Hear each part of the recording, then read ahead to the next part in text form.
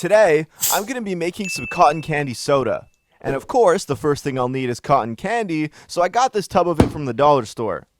I then took off the lid and tore off a little piece of it, and it tasted pretty good.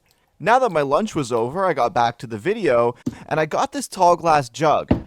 I then filled it with the exact amount of water I'll need for a later step, but we'll get to that in a second. Now that I had the water, what I had to do next was grab a handful of my cotton candy so that I could dissolve it into the water.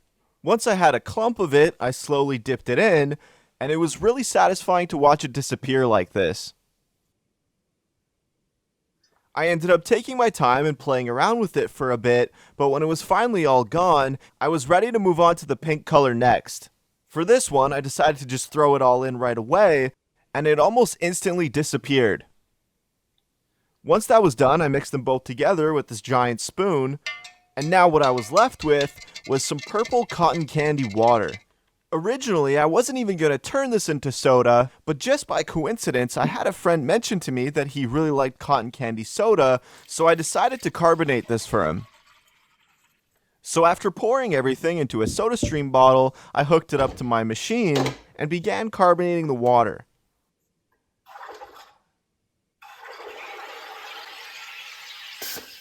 Once I felt it was good enough, I pulled it out, and in theory, I had made some homemade cotton candy soda. Next, I put the cap on it and delivered it to my friend.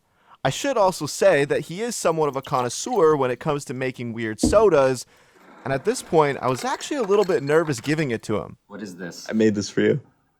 Taste it? Taste it, yeah.